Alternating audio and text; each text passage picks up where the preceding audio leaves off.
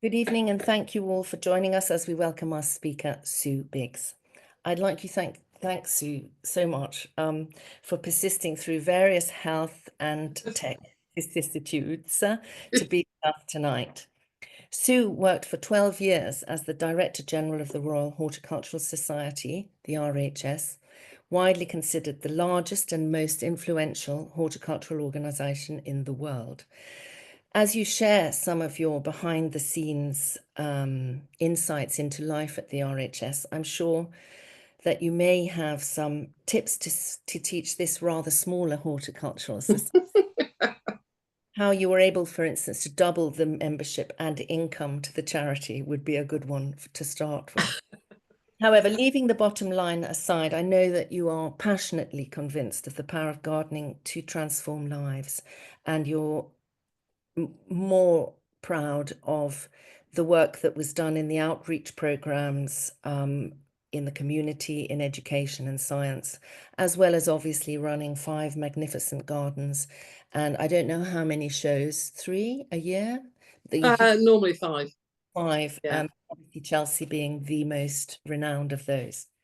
On a more personal note, and the reason that Sue's here was, apart from that all, was that because she has had a garden for 23 years in Umbria, which is in the middle of Italy. And she acquired that in 2002, and basically bought a wilderness and transformed it into a garden, which we would obviously all like to visit. So if you'd like now to share your screen, Sue, thank you so much for being with us. Yes, and you'll all have to be very patient because poor Angela and I have had quite some problems making this work. Okay, don't worry. Breathe in, go slowly, one step at a time. It's my iPad doesn't like her MacBook Pro. Okay. So we're into that, then off to PowerPoint, and you should hopefully be able to see the PowerPoint now. Perfectly. But I don't see you anymore, Sue. That's all right. Everyone saw my ugly mush earlier on. Okay. All right. Well, if you're happy I'll come back again when I finish the presentation. How's that? Okay, fantastic. All right. Thank you. Thank you so much. Okay. Well, first of all, everyone, thank you very much for inviting me. I'm not sure, as you're all experts and very esteemed knowledge and designers and plants people, I'm not quite sure why me as a non-gardener is really somebody you really want to listen to, but I'm very grateful for it. And as Angela said, I was really lucky. I was actually 25 years in the travel industry. But the last decade or so as chief exec at Kuoni Travel, that was a long haul tour operator. And then I broke my ankle, and while I was laid up, I saw an ad in the Sunday Times when they used to have supplements in the newspaper.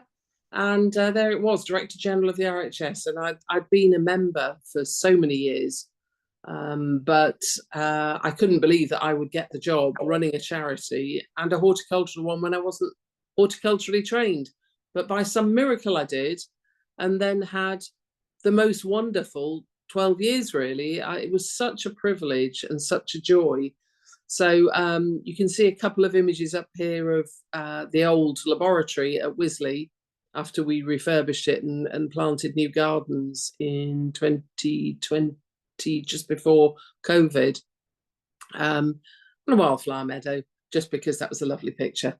So what I'd like to do is just talk about really the power of gardening, and on a personal level, we'll perhaps come to that more when we look at a few pictures of my garden in Umbria. But the power of gardening in the RHS astounded me. I always knew myself, as I'm sure all of you do, about the power of gardening to improve our mental health and the environment, and generally creating lots of lovely joy and happiness. Place to look at our beautiful plants, place to have a lovely glass of chilled wine. There's me giving away what I get up to in my garden.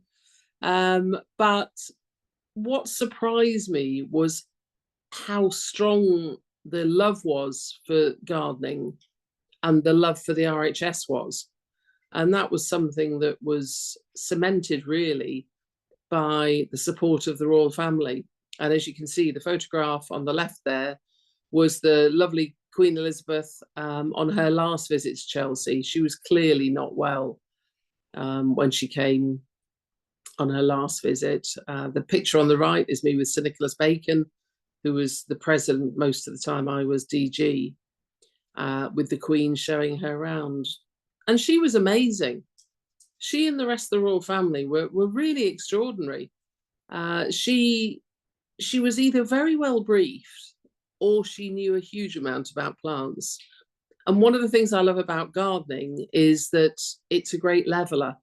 And she might have been queen of our country, but the most junior gardener who was on one of the stands, if they knew something she wanted to know, she was completely attentive and respectful and very lovely and easy to talk to.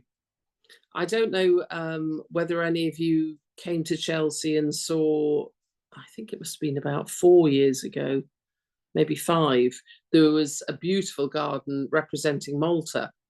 And I don't know whether there's anybody from Malta on this call. However, as I walked past, I said, "Ma'am, I'm sure this garden brings back lots of lovely memories of Malta when you used to live there before, when you were newly married." And she just went, yes, I had a lovely time, but it didn't look anything like this. So she sort of quashed down any discussion at that point. So I'd always thought she'd really loved Malta, but she clearly didn't like that garden very much. But the royal family, I've had the privilege of showing most of them. In fact, I think Princess Diana is the only royal, and Meghan Markle are the only 2 that I've not shown round. So it's been a great privilege. But I have to say, I'm not sure whether you're aware at Chelsea, as we're here in Chelsea Week, but at the end of the Chelsea, on Monday, the press day, the royal family have it from 3:30 to 7 on their own, the whole showground. And at around about 6:30, we host them to a cocktail party. And I have to say, it's a very strange thing to actually have a cocktail party with every member of the royal family. It's very peculiar because you can't really say to them, "What did you watch on television last night?" or "Have you seen this film or that film?" So it's an unusual experience and quite surreal, but very wonderful. And they're so supportive. And I know how much now, well, I was going to say Prince Charles, but King Charles adores his garden at Highgrove and is doing major works on all the other royal gardens. So I know he's very, very much involved in that. And in particular, which I really admire him for, is he does a lot for tree health and plant health overall.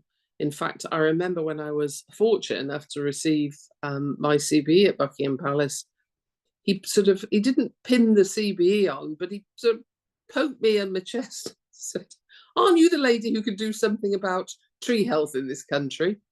Which I thought was quite a large thing for me to sort that out personally. But anyway, he's been great, really supportive, and continues to be supportive. Now he's ridiculously busy as king of the country. But it's great to know that, you know, we've got the royal seal of approval. And I think that helps the RHS generate. You'll have to forgive me if I say we, because although I left 3 years ago, I still feel like I'm part of it. So if I'm saying we, I'm talking about the RHS. But as it's Chelsea Week, I think we should just touch on Chelsea before we come on to the gardens and all the other works that we do throughout the year. And as I'm sure you all know, it's held at the Royal Hospital Chelsea, which you can see at the top there. That's their great hall, their dining room you can see behind. And that's me with all our lovely volunteers at Chelsea, without whom we absolutely couldn't run the show. Chelsea Pension are there on one of the gardens you can see. I mean, I love having been there on Monday this week. It's so lovely to see them walking around the show. And they've always got a twinkle in their eye and teasing people on the showground. They're like bought-in entertainment. They're wonderful. If we're coming down, then the entrance to the Great Pavilion, you can see in the right-hand bottom corner there, and that's gala night, where you can see all the waiters lining up with glasses of champagne. And that's an extraordinary, well, it's meant to be 2 hours, but it sometimes goes over that a little bit. But that's where most of the CEOs, bosses of banks, lawyers, accountants, private equity, whatever you can think of, they're all there because they want to see and be seen.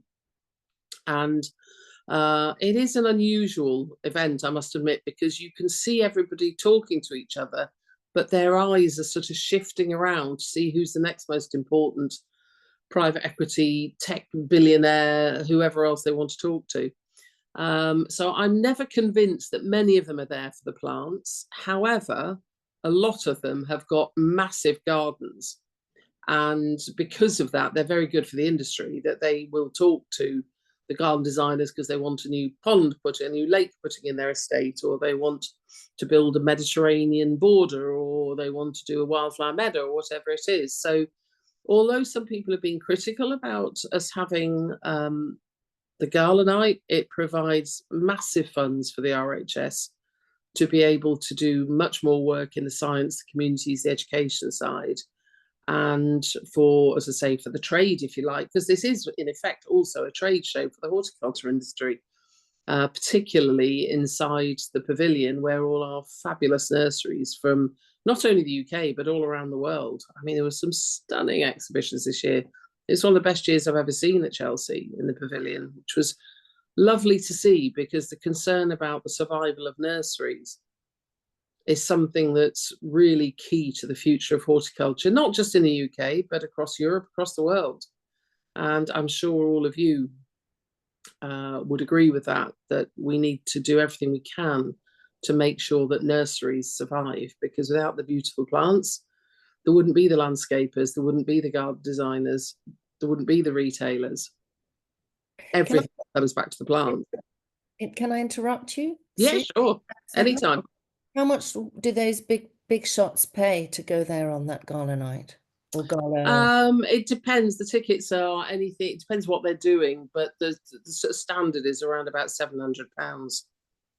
Okay. So it's a very hot ticket in every sense of that word, but it sells out weeks before the show every year, months even. So it's a trade show for the wealth industry as well as a trade show for horticulture. And on the left, you can see, I think, one of my favourite gardens ever at Chelsea. I should be able to remember what year, maybe 21. But that was Sarah Price's garden, which I just thought was so beautiful. All the muted irises and the colours and the pine trees were just beautiful, I thought. So as you very kindly said at the beginning, Angela, you know, it's the world's best horticulture is on show there, and millions of visitors. I mean, Chelsea overall, about 125,000 people go, but millions watch it on television around the world. And it's an army of people that make this show happen. I mean, it cost the RHS millions to put this show on, millions and millions of pounds. You wouldn't believe it.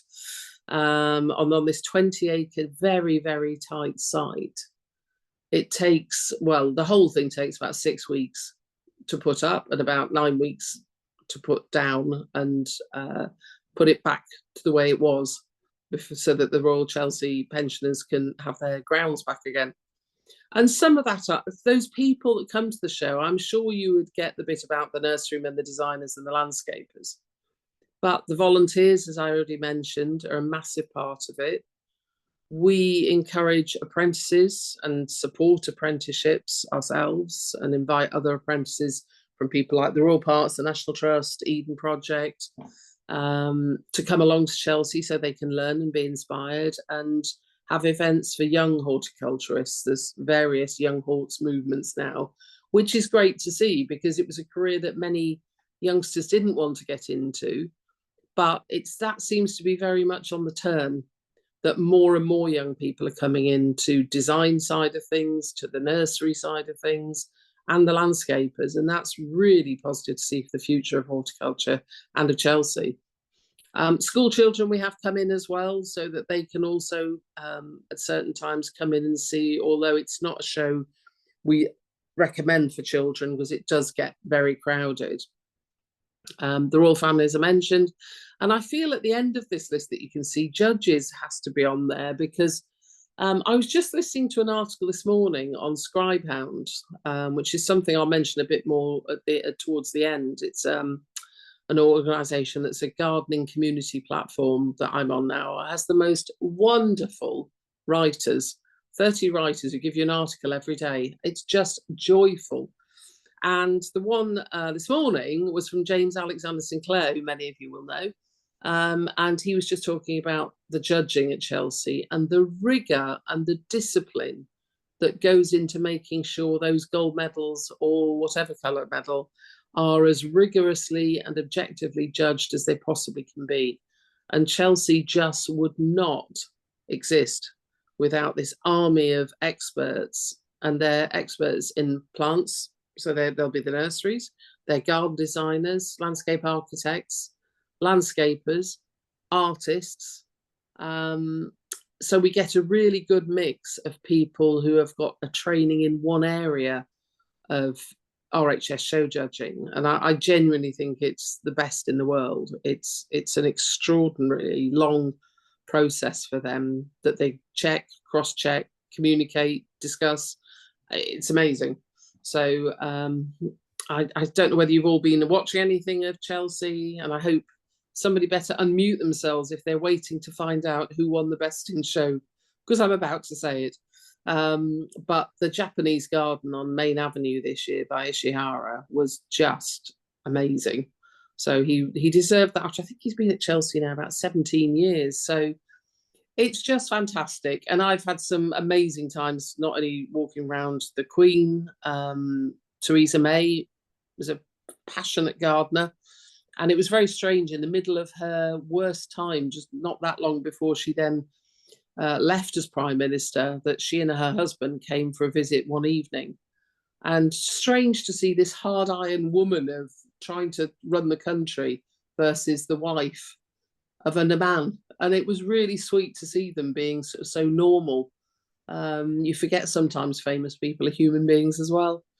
And Prince Harry, when I took him round, was there with a bunch of his mates, and they were all having a whale of a time going around the show. So yeah, it's I've been very, very lucky in being able to take so many people around. But my favourite is watching the members come in on a Tuesday, and they just, that smell of going into the Great Pavilion at 6 o'clock in the morning, which was the time that we took funders round.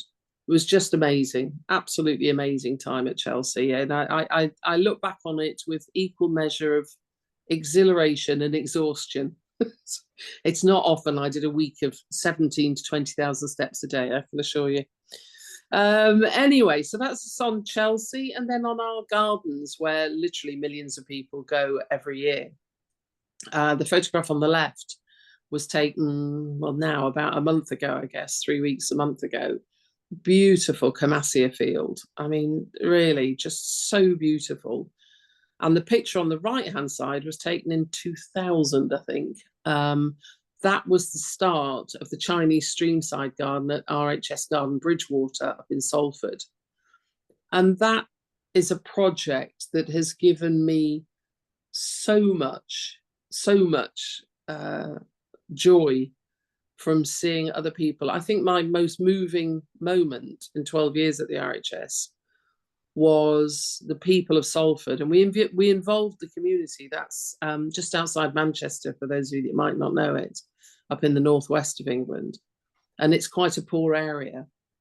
And when we started engaging with the local community about what they wanted to see in their garden, I had several members of that first community meeting coming up to me in tears, saying they couldn't believe that anyone, far be it from the RHS, would bother to come and see them up in the northwest and would build them this amazing garden.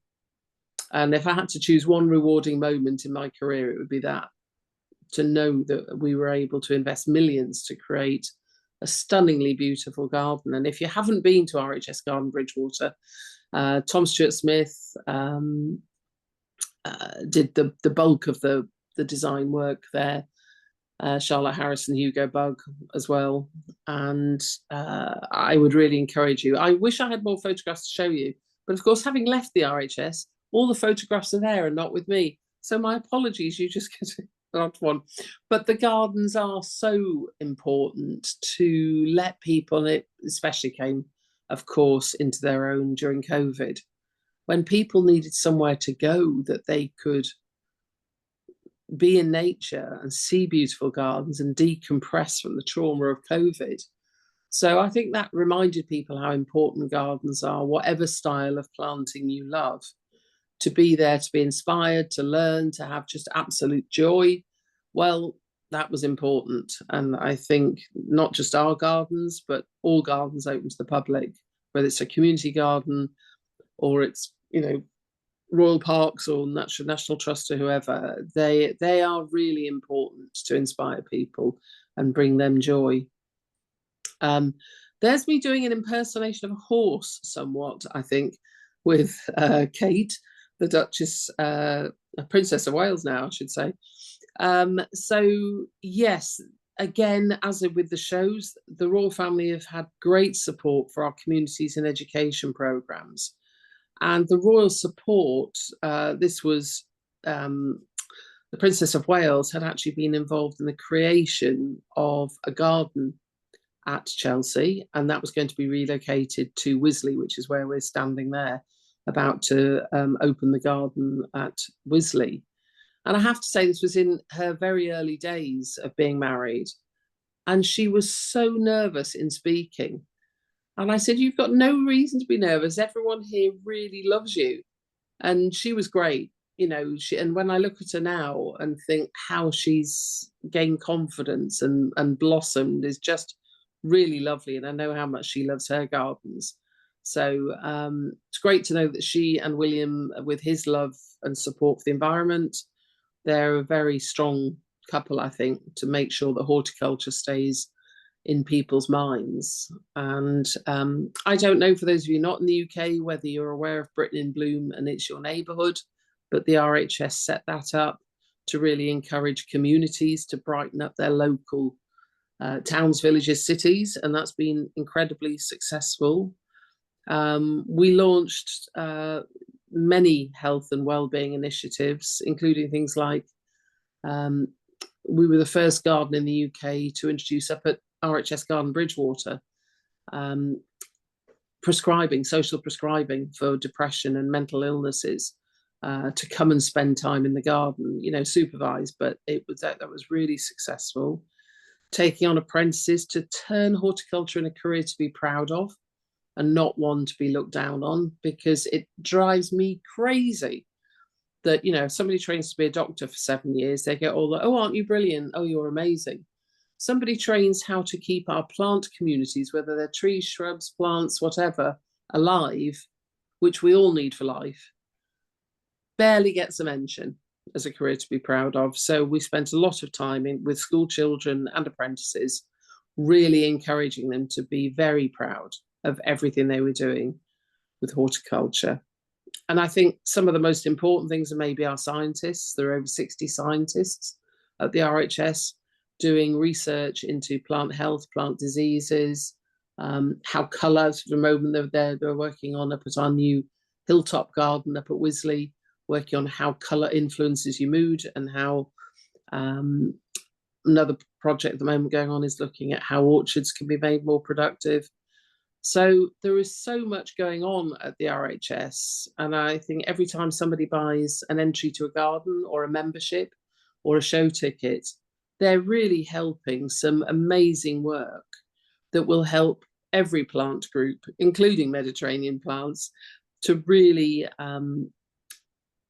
be successful. And when I just end up then at the end, the activists, that's things like Greening Grey Britain, where I just got really cross. I just thought it was just a joke, because where I used to live in Twickenham outside London, everybody you walk past, their front garden had disappeared into parking, and everything was concreted or paved over. It was horrible. So we started this campaign to get people to turn, even if it was just 1 square metre of paving or concrete, turn it over and plant something lovely in it. So we got a few thousand people to sign up to do that, but I really hope and wish that carries on for the future. because that simple act of gardening and doing our bit, however small we might think it is really, really important, I think. So that's a run around the RHS. If I look back over the 12 years I was there, I have to say when I joined in 2010, as my day one, I walked around Wisley and a member of the gardening team saluted me, didn't look at me, saluted me and said, "Afternoon, Mrs. Biggs." And I stopped him and I said, "Why are you saluting me?" "Oh, we were always told to." And I said, "My name's Sue, and don't ever salute me again. And tell everyone else in the gardening teams, do not do that again." And it was really, surprisingly, quite Victorian. You know, we had zillions of plant committees that, you know, needed a bit of reduction because it was just the administration cost of it was just swamping the charity. And it was still things like trustees had a 2-3 hour council meeting and then had a 3-course lunch served with port cigars and brandy afterwards. So that stopped as well. And we just became more open, more accessible, more normal. And I think that's why the membership grew from just over 300,000 to I think it was 625,000 when I left. And I think people appreciated the common sense, the normal, down to earth, the feeling that even though you're not an expert, you can be part of gardening. And I think that was a really key thing, that we brought it down to basics, but kept the expertise as well. So there was something for everyone in it. And as to, I know, Angela, you're interested in how to make more money from it. I think I always used to drive people mad with 2 sayings. One was dare to dream, because it always amazed me how much of ideas that were bonkers at the beginning actually came to fruition. And, you know, we ended up investing, in my time, £180 million into horticulture. And we fundraised over half of that. The rest we generated by the increased income from the increased membership and increased retail sales. So I think having a belief in daring to dream, and it so often comes true, but also to really connect with emotional glue.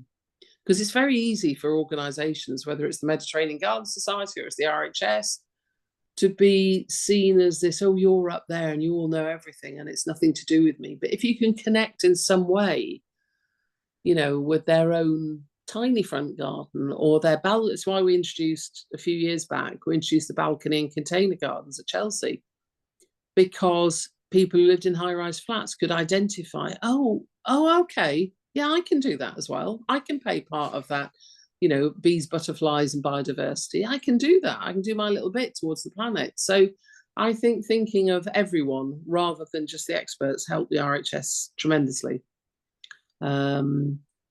So I can definitely answer any questions when we come to it, when we finish. But I think I'll probably switch now onto a more personal level, which was gardening in Umbria.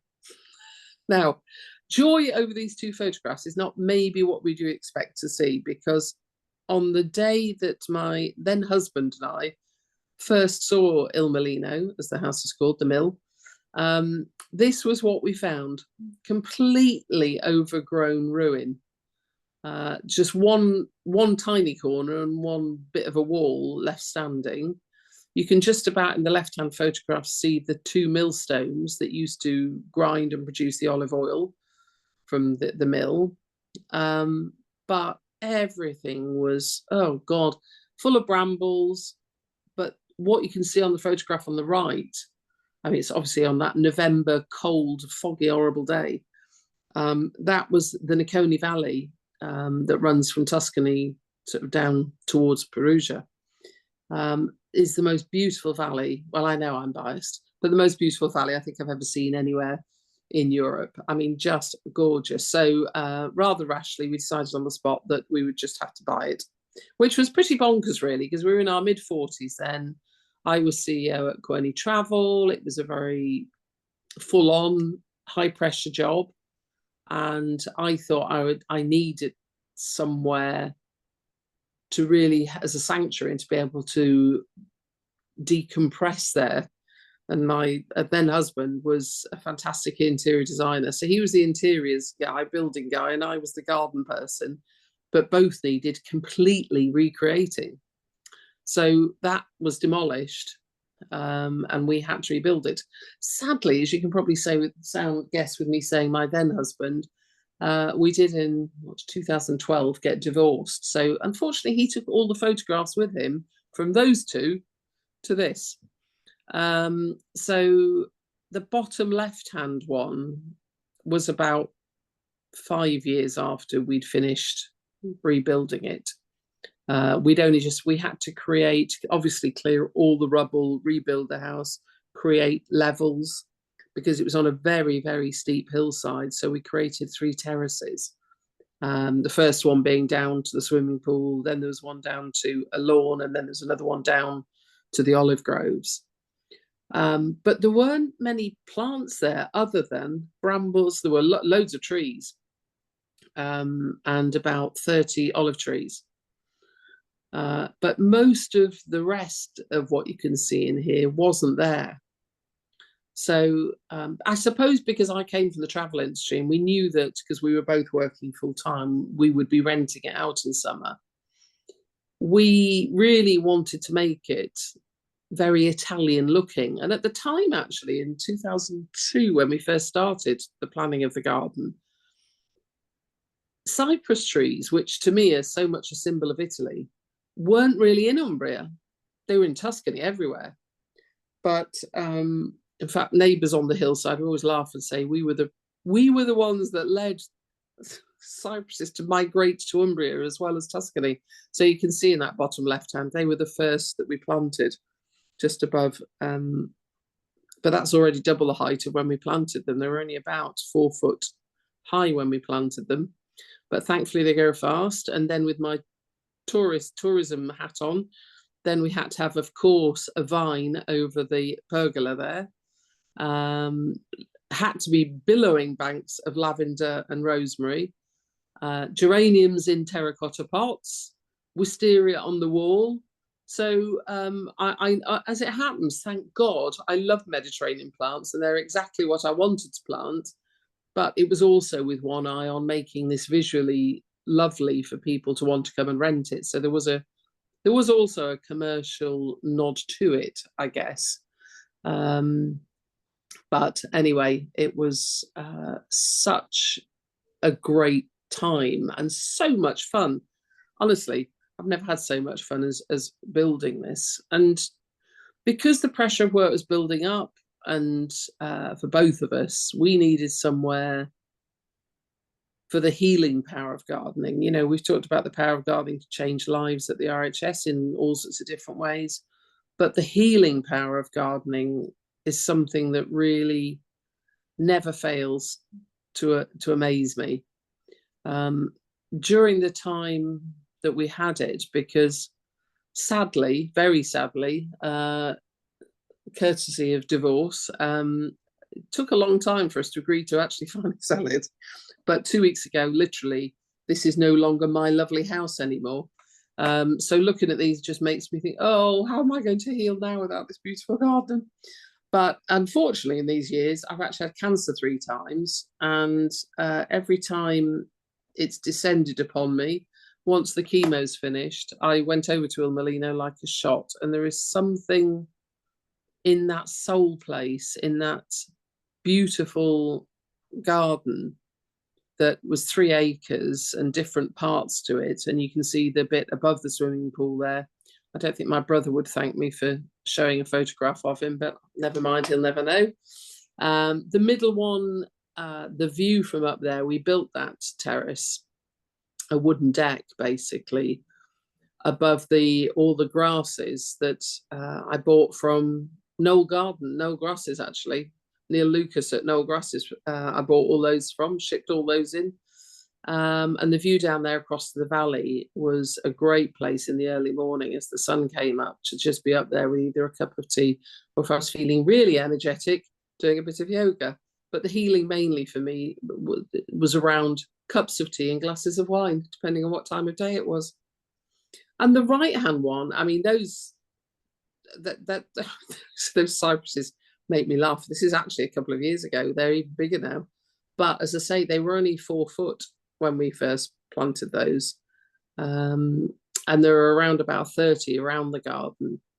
And it's just such a peaceful place to really just go and be in all green and all nature. And although it's been designed and planted by human beings, it felt so much part of the landscape, surrounded by the chestnut trees and the European oaks and the Pinus gigantea there, which I have to tell you a funny story. So my husband didn't speak very much Italian, and I'd learned a little bit. But we went to do all of our own shopping. So we went to this fantastic tree nursery. Oh, amazing place in Tuscany. And he didn't speak any English. So the bet that my husband had with me is that I couldn't order 2 Pinus gigantea without laughing. And I'm afraid I lost the bet, completely lost it. So yes, there you go, at the level of my juvenile sense of humour. So the healing power of gardening, just so massive, and so lovely when you have a house that you can help other people heal as well. So my godson sadly had a breakdown, and he came and spent a month there, and it really healed him. My sister had depression. She went out there, healed her. I think the power of being out in beautiful, calm places is so important, and we're not all lucky enough to have that. So I was eternally grateful that, having worked hard in the travel industry, we'd been able to build this and benefit ourselves and many others. But one of the big things about it was, and that's the picture of the terrace again, and you can see that that's the view from the terrace, the picture on the right, and Monte Acuto in the background there over the olive groves, where it was still, the meadow was really high. And walking across that olive grove meadow was just sublime. All of the wild mint, the wild fennel, the wild thyme, the broom that you can see in the top one, the genista. Oh God, it was just beautiful. So I have to say, the gardeners, because of course when we weren't there for most of the year, the gardeners thought we were bonkers.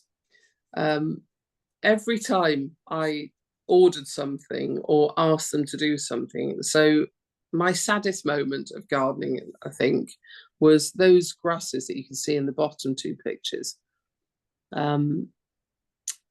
We came out in late September one year, which was unusual because that was normally a very busy time of work. We came out to find they had just finished, the 2 gardeners, cutting down all the grasses.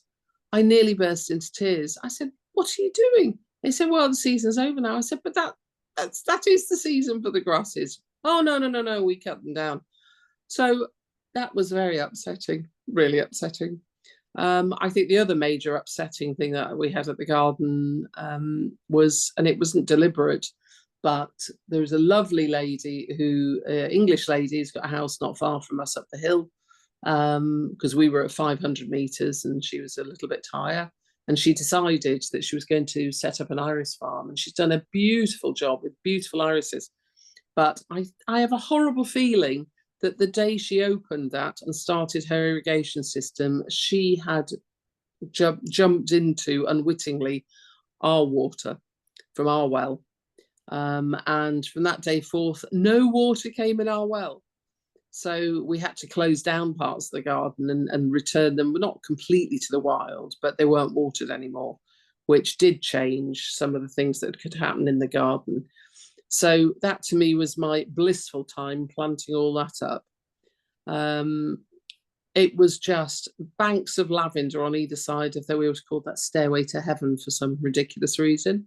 And the garden for me was full of memories. So these 3 cherry trees, the prunus that you can see in the middle, they were all for my mum. Had just discovered, at her age of 80, she'd just discovered for the first time the grave of her mum, that she'd never known where it was, and she found it in Liverpool. So we planted those 3 trees for me, mum, and her mum. And that's the saddest thing of leaving a garden, when you have to leave it behind. But having the palette of beautiful Mediterranean, you know, you can see in there Perovskia, the lavender, the rosemary. I mean, the amount of different plants that had to be Mediterranean. We had Cercis, we had Santolina. Oh God, we'd be here forever. If the olives, the figs, planted fig trees, planted cypress trees, planted more olive trees, planted the Pinus gigantea, put the vines in, the lavender in, the rosemary in, pomegranate tree in, Teucrium in, Genista in, herbs, loads of herbs in, Cercis in, geraniums, hibiscus, selenium, Perovskia. It was just heaven. It was like Christmas all over again, but in lovely hot Italian sunshine. So it was gorgeous. I mean, I was very lucky, and it created a space that gave me and my husband at the time, a great amount of joy, and all the friends who used to come on holiday. So gardening, and I'm no professional. You know, I've just potted along with Gardener's World and RHS membership and RHS Gardens and Shows, and learnt as I've gone along. And I'm lucky enough to know some amazing gardeners and plants people now. But this was sort of a bit of an amateur bodge job. So we also paid quite a lot of attention to shade and the sunshine as to what was going. So the lavender by the bright lights of the pool, if you like, the sunlight hitting the pool, and the butterflies and the fireflies and the birds, including buzzards and wren. I mean, just the wildlife there was fantastic. Not so much fun when either the snakes came or the cingale. But anyway, it was beautiful. But we created plenty of spaces around the house, so that, as you can see in the left-hand picture, where you can see one of the olive oil, one of the millstones is up as a piece of sculpture there. And the planting in the house is much more for shade, with roses that could cope with it. So that was shade and sun. Just a quick flick through of sort of images of how it changed over the years, and in the different seasons. We had to keep pruning the trees, as you can see from that poor chestnut tree that's looking rather scalped in the background. They were just huge, and I was always worried they were going to blow over in storms, because some of the weather there was torrential. So yes, we had to be very careful with trees not hitting the house. But yes, there's always geraniums around, always cypress trees around, always rosemary and lavender, wherever you look, really.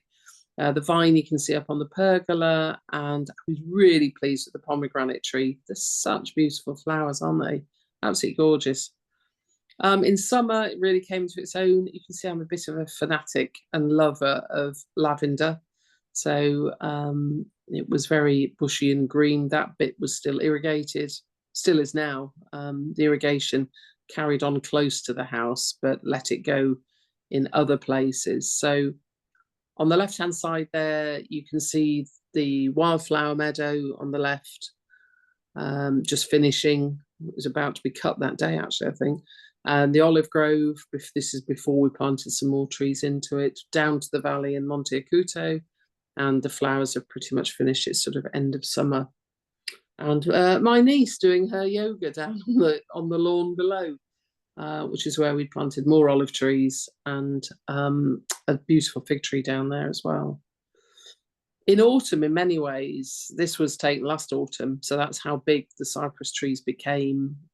Some of the big stones that we didn't reuse in the rebuilding of the house, there's a little mini sculpture park there, but you can also see two great big sinkholes in the lawn, which is quite alarming. It didn't put the buyers off, but it put me off. I was really worried about what was happening there. And one apricot tree disappeared into it. So not really quite sure what happened there, but anyway, that was the top lawn. And in autumn, it was just beautiful. The mist that used to come and the rich colours and the sunlight then was beautiful with the obligatory. This one is completely out of order. I'm terribly sorry. That was more summer, there had to be sunflowers in, didn't there? And those Achillea that we had, Achillea moonshine, also brought over from Noel Grasses, were amazing. They just kept on growing and growing. They're halfway down that stairway to heaven now. In winter, the cloud in the valley is just magical. And because the trees are, you know, a lot of them evergreens, it still keeps a fair amount of structure in the winter with the olive trees and cypress trees. But the oaks and the chestnuts obviously lose it, so it all looks a bit a bit barren in winter, but I love seeing all the tree shapes in winter. So just some of the, plants that were around the pomegranates, the geraniums, the hibiscus, the moonshine, Achillea moonshine, the lavender, the rosemary. I loved the planting of all the grasses. It just looks so beautiful in the sunset and the dawn, actually. So that gave me huge pleasure with that. And these were lovely, but on the left, you'll see these were all David Austin roses. Generous Gardener was the most successful. Clearly, I like the pomegranate. It's there again. I think that might be 3 times I put it in. And I think after we built that wooden arbor, but I think you can probably tell from the sliding angle, the following year it fell down and the roses are now on tripods. But roses grew very well there, actually, surprisingly, as long as they got their water. And the one on the right is the most that's the beautiful fig tree down on the bottom lawn that we planted. And I can't believe how quickly it grew. I mean, that's 20 years old, and the size of it is beautiful and lovely figs. But also we thought the garden and the house had to sit together and get the right environment, that they matched that sense of place of something that had been here for, the house was originally 200 years old.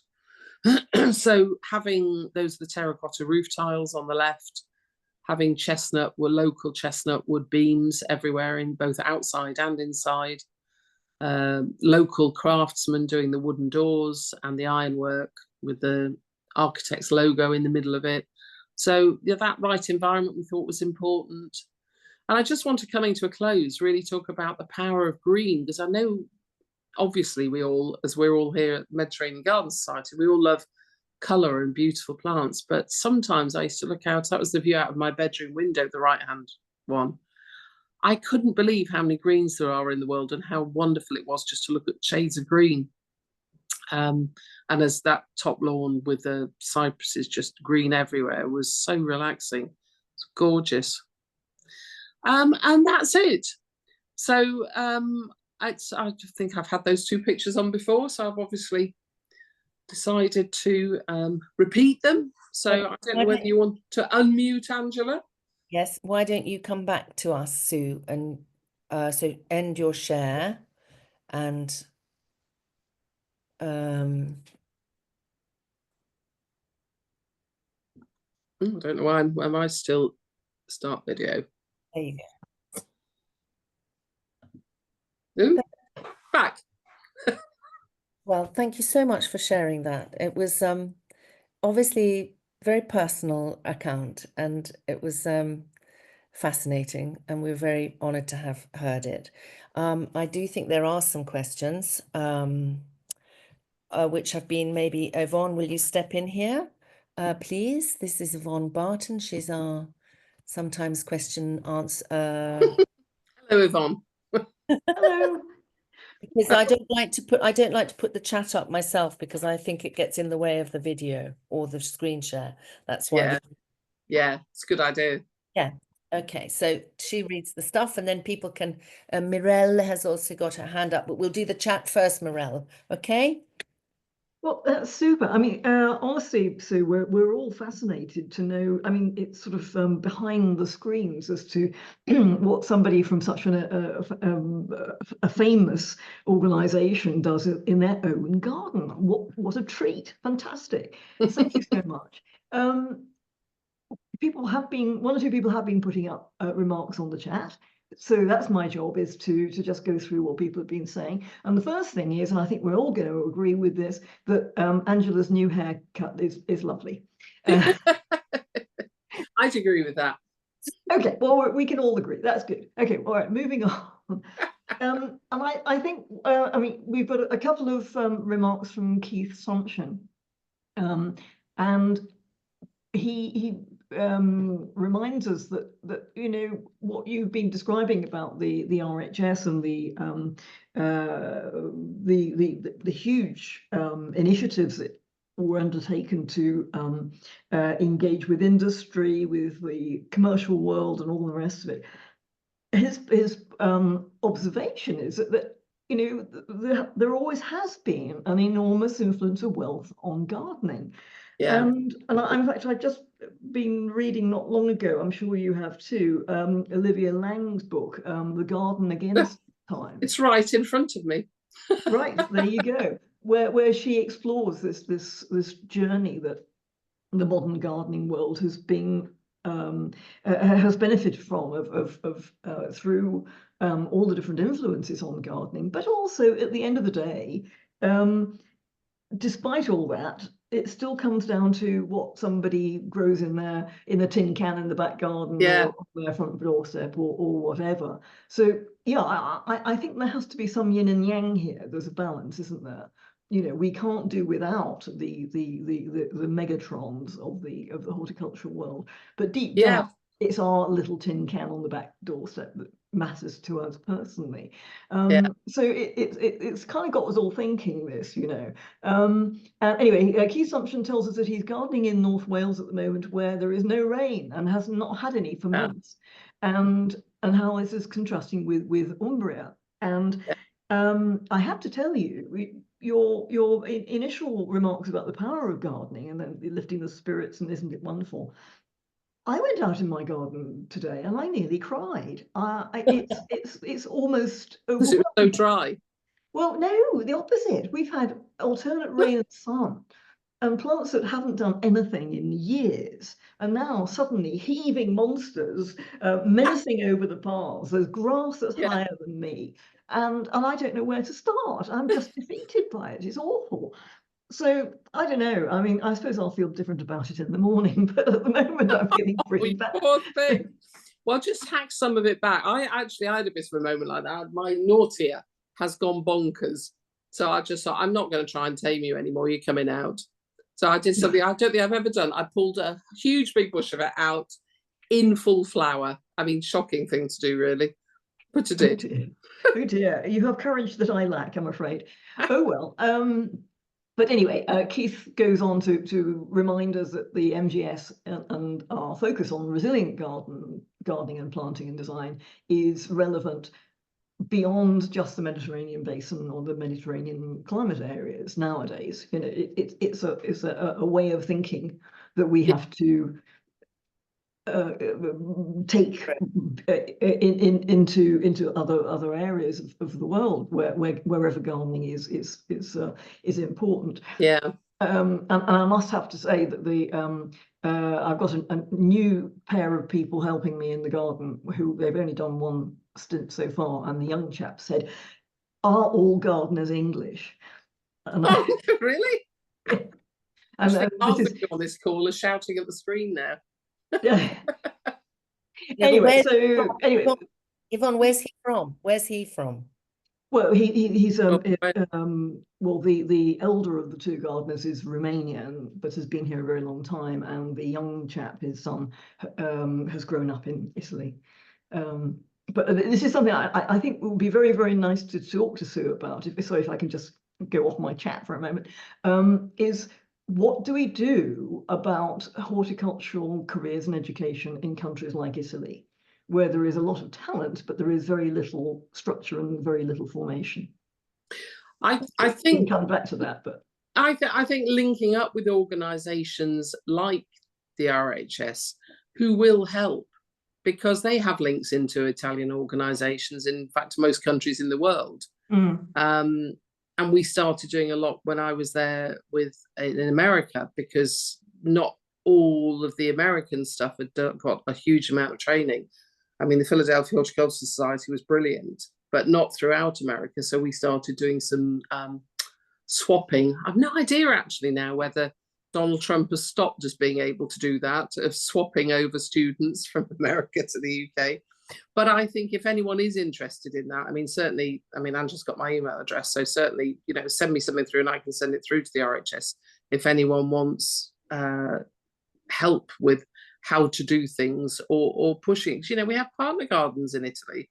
You know, there are links across the world. I think the more people can link in, the better. You know, we all want the same thing. We all want more plants. We all want more people to garden. So there's no commercial competition in any of this, which is what I loved, having come from a commercial background in the travel industry. I loved it. I could help anyone. I could do anything because it was all helping horticulture. So, you know, that's a very joyful thing to do. And I'm sure Claire Mattison, who's took over from me, I'm sure she'd be very happy to help as well. Mhm. Yes, I think it goes a little bit further than that, in the sense that I don't know how you get young Italians to commit to that sort of thing. Well, I think that's where we had to start when we did the campaign for setting up apprenticeships, getting some of their role models. So, for example, we used to invite them to Chelsea to the Monday, which is where the celebrities come. And today, yes, on Monday this week was really helpful, because David Beckham came to Chelsea for the first time. Now, that for young lads, seeing David, oh, it was cool enough for David Beckham to go there. So things like that, of engaging young people, and somebody like Adam Frost, I don't know whether you know him, he was brilliant when we started our conferences for young horticulturists. And because he's so sort of, you know, down to earth, and he's not a posh gardener, you know, some of them get a bit put off by the posh gardeners, but Adam is so down to earth and could talk in language they understood. And a lot of them that came from schools and just starting apprenticeships have stayed in the career, and indeed have won gold medals at Chelsea this year, some of them. So, you know, it's slow. That's the only thing. It's slow, and you have to be really committed to get young people engaged. Indeed, indeed so. If I may, I just need to keep going with the written questions. Let me just, sorry, excuse me, because a few more are coming in. Gosh, we're being inundated like Blue Peter.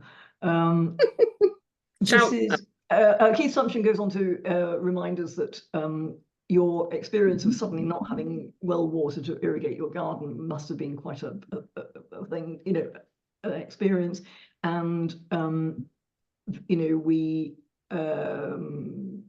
it's a major challenge, obviously, very much so. Anne Beach, who's in California, wants to know how you've got suggestions on how to get ticket tours for Chelsea. Tickets, I presume you mean. I'm not sure. Well, quite. you can go on the RHS website and through the group travel there, so you can do it direct with the RHS. But there are also companies like, let me think who's the main one, Brightwater Holidays. Yeah. Does tours that include Chelsea, so you could talk to them. Because they sell out literally, you know, isn't it true that they sell out? I mean, yeah, I mean, the members' days sell out very quickly. The public days usually sell out about 3 weeks before the last few tickets go. But it is, I've just seen Emma come up with, not this year, there were certainly some tickets left, if that's what you're referring to, Emma. There was certainly some tickets left on the public days. Oh, I'm sure they've, I haven't checked, but I'm sure they've gone now, because there were queues at the ticket office sort of like when I walked past. Okay, well, now Angela Hart wants to know where you're going next with your gardening energy, because you've obviously got lots more to give. Well, my own garden is finally getting more attention than it's ever had, so that's lovely. Although, like you, I've rammed so much in, it's all so overgrown and it's ridiculous, but I love it. It's a wild, it's bright, loads of bright orange and bright orange irises. I'm just looking, because I'm looking out to my garden from here. Lots of bright orange with geums and irises, and lots of purple with alliums and iris siberica. So at the moment, that's that. But I'm also, the thing that I'm most excited about at the moment, I touched upon it before, is Scribehound, which I don't know whether any of you are involved in Scribehound Gardening Channel, but it makes my mornings more joyful. So when you sign up and become a subscriber, you literally, there are 30 writers, and they're people like Tom Stewart Smith and Alan Titchmarsh and Sarah Raven and James Alexander Sinclair and Iris Anderson. I mean, loads of great, Jekka McVicker, loads of great people writing, and they have to write 12 articles a year. So you get an article every day. You can either read it or you can listen to it. And it takes about 10 minutes. And it's, you know, it's just so wonderful. And we've just launched 2 podcasts as well, which you don't have to be a subscriber to get them. But I don't know, there's something about it, because they're unedited. So anybody can write whatever they want about it. And because it's a paid subscription, you know, on social media where you can get some really nasty, horrible, miserable people cancelling and being all sorts of bullying things, because everyone's in the gardening community. Nobody's doing that. You know, they'll reply to Alan's and go, oh, Alan, I think this plant would be better, or you know, it's just really great. So yes, I'd recommend you could do me all a favour and all join Scribehound. That would make Chris, the owner of it, very happy. Are they going to try and Is get it very in? expensive? Look at Emma saying, I love it.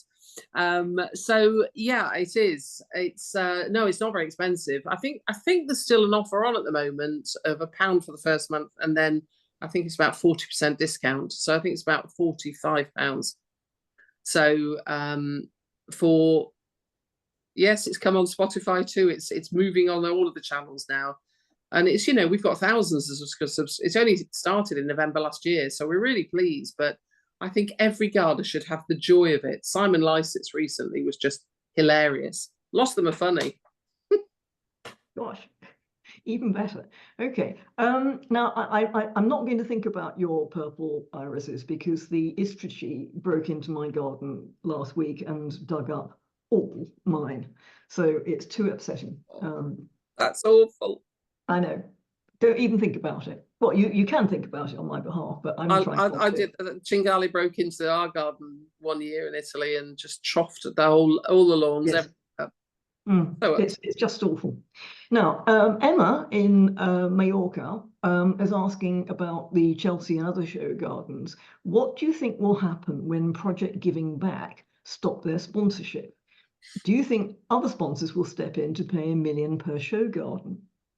I think it's a very good question. And, you know, Scribehound, I've just seen somebody's note come up about Scribe. It is called Scribehound Gardening. If you want to Google it, you'll find it just by doing Scribehound Gardening. To the show gardens. So they don't all cost £1 million. That's the top level. So they're usually between $500,000 and $1 million, depending on the sponsor and how much. Usually it's the hard landscaping that is the big cost. Project Giving Back are two amazing people. You know, they've always wanted to stay anonymous, but I did the deal with them 5 years ago now.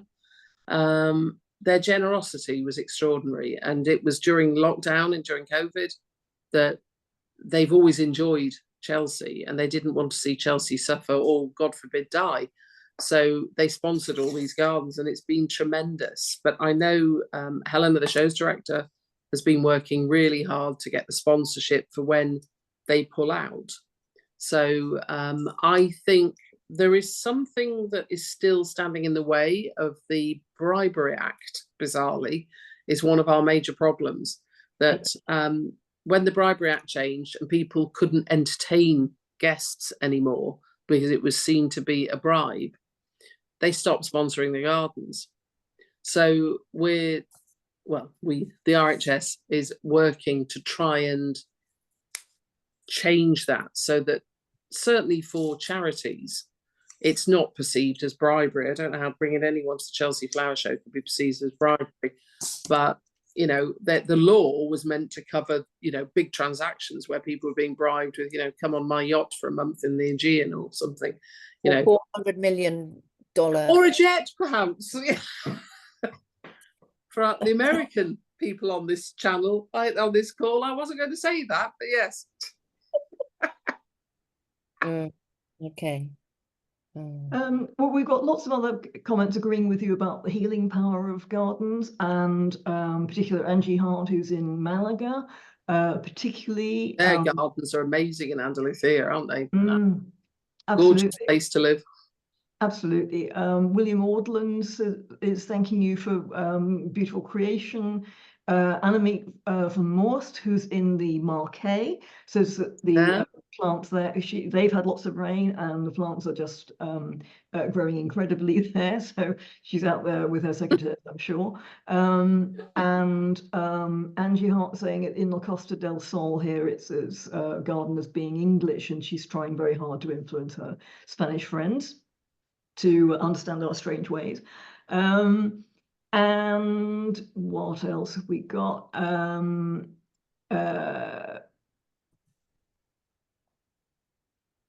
Yeah, and Rosalba in the Abruzzo is saying that she also doesn't find it's so easy to find such professional level of gardening in here in Italy, particularly Yeah. more far-flung provinces. And she tends to turn to the UK for online courses and so on. And there's some discussion on what it's called, Scribehound. Thank you. I think we've got that now. That's great. We're all signing up, I'm sure.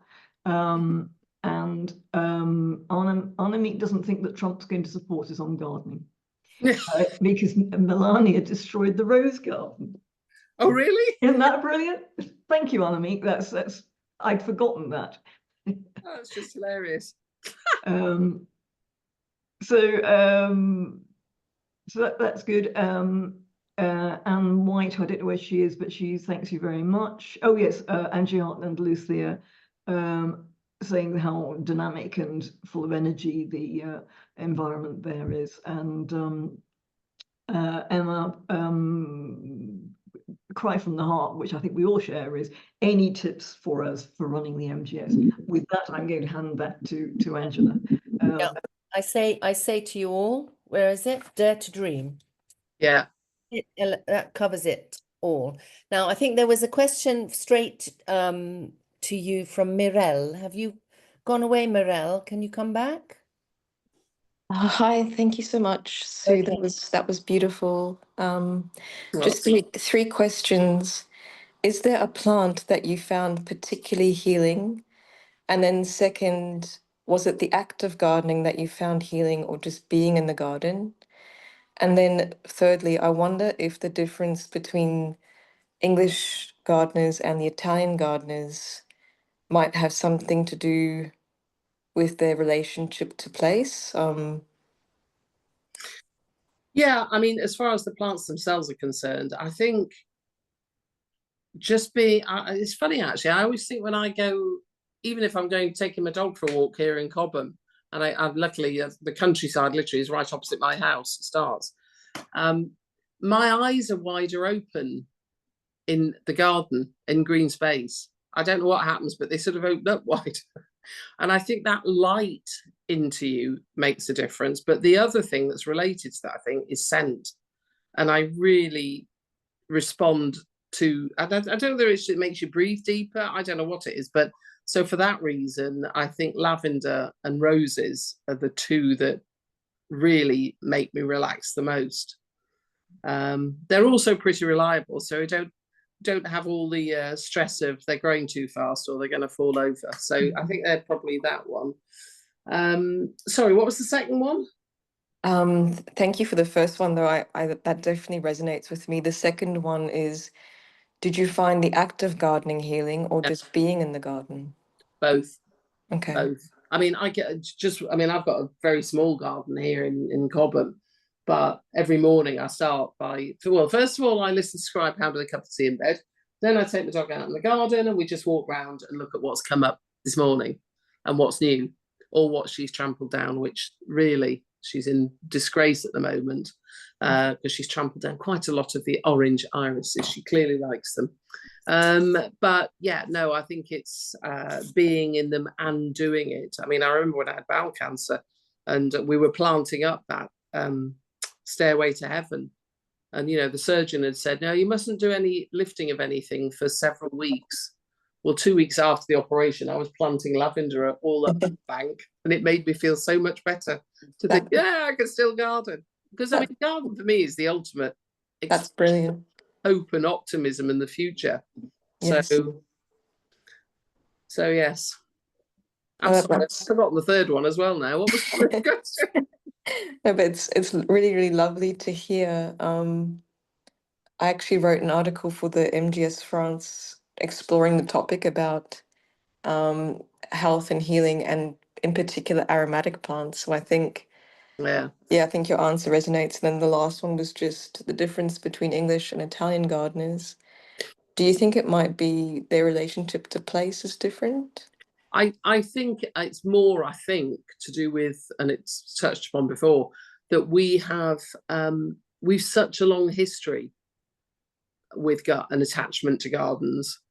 And, you know, they've grown up. If I think of an Italian beautiful village, you know, the ladies are sitting out on benches in the front, the house is right on the street, and they're sitting out on the bench. They might have a pot of geraniums, but there's not a garden there, whereas in most English places, you've got a front garden that people are in, you know, which is what makes it so sad when they paved them all over, and that we've been trying to turn that round. But I think it's our housing and our history have changed, what makes us different. Italy is far more either urban with cities and villages that don't have gardens, or they're rural and they've got the most beautiful countryside in the world, in my opinion. So I guess they don't have quite as much need for it as we have. Yeah, yeah. The focus, Sue, is on food. You know, so if you've got land, you're going to try and grow something to eat. Yes. Yeah. I was thinking it might be getting in that direction, that the Italian garden in history was more productive, whereas the English Productive garden, or formal? yeah, the English garden did have an influence on Italian gardening. I think there was some romantic influence at a certain time, but the romantic movement is very much an English thing. I think the influence. Exactly. Yeah. The other thing I think that we can say is a practical thing, which is that, you know, the gardens in England get watered by the sky. Yes. Yes, the weather has a tad of effect on it, quite. And then also in England, you can't go skiing.